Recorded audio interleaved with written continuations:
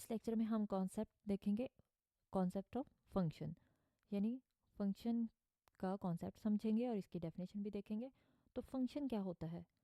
Function होता है एक रूल या क्रॉसपोंडेंस किनके between relating two sets in such a way that each element, यानी हर एलिमेंट, अगर हमारे पास दो सेट हैं, कोई दो सेट्स, तो उनका हर element in the first set, पहले सेट का हर एलिमेंट क्रॉसपॉन्ड रखेगा to one and only one element in the second set.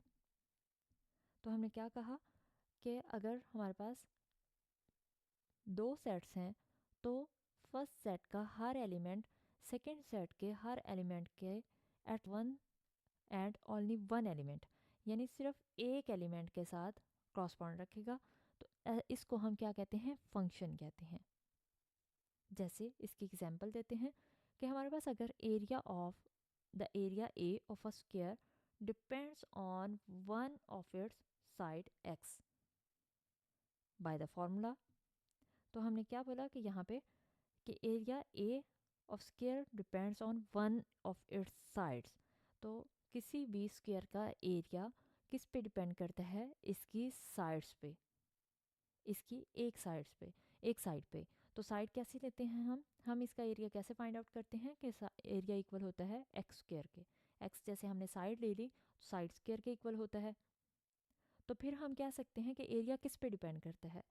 देखिए, अगर एरिया की अगर हमें एरिया फाइंड करना है स्क्वायर का, तो उसकी जो साइड है उसकी अगर हम लेंथ 10 ले लेते हैं, यानी एक्स की वैल्यू हम 10 ले लेते हैं, तो हमारे पास एरिया कम आएगा, यानी एरिया कितना आ जाएगा? 100 आ जाएगा। लेकिन इसी की अगर हम लेंथ, अगर एक्स की लेंथ हम 20 ले लेते हैं, तो अब अगर हम इसका एरिया फाइंड करेंगे तो 20 का स्क्वायर करना पड़ेगा, जो कि 400 आएगा।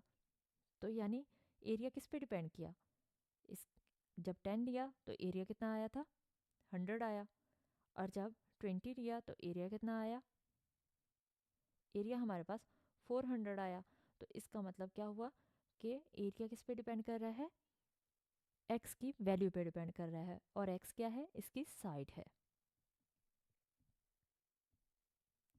तो इसका मतलब हम कह सकते हैं कि area is a function of x. Area हमारे पास क्या है? ये फंक्शन है किसका? एक्स का।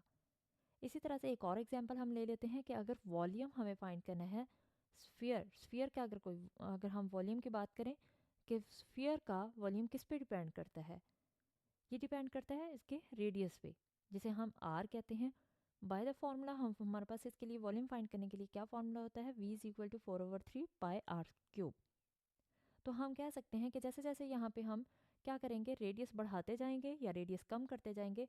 अगर हम रेडियस कम करेंगे तो हमारे पास जो वॉल्यूम है वो भी उसी तरह से चेंज होता जाएगा, और अगर हम रेडियस यानी आर को बढ़ाते जाएंगे तो भी इसका वॉल्यूम चेंज होता जाएगा। तो हम कह देंगे, हम ये कह सकते हैं कि वॉल्यूम क्या है? ये फंक्शन है आर का, यानी रेडियस का। तो हमने ये कह दिया कि v is a function of r. इसका मतलब हमें क्या समझ आया कि फंक्शन के लिए दो चीज़ों का रिलेट होना ज़रूरी है, और उसके लिए एक चीज़ डिपेंड कर रही है दूसरी चीज़ पे। जैसे ही फर्स्ट एलिमेंट जो है वो, अगर हम डिपेंडेंट और इंडिपेंडेंट वैल्यू की बात करें, तो x अगर हमने लिखा है यहाँ पे, y अगर हम लिखते हैं, y इक्वल है x के, तो y किस पे डिपेंड कर रहा है? y डिपेंड कर रहा है x पे। जैसे हम y x की वैल्यूज चेंज करेंगे, y की वैल्यूज चेंज होती जाएंगी।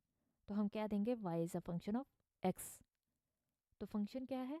दो वैल्यूज़ का, दो सेट्स का आपस में क्रॉसपोंडेंस है इनके एलिमेंट्स की।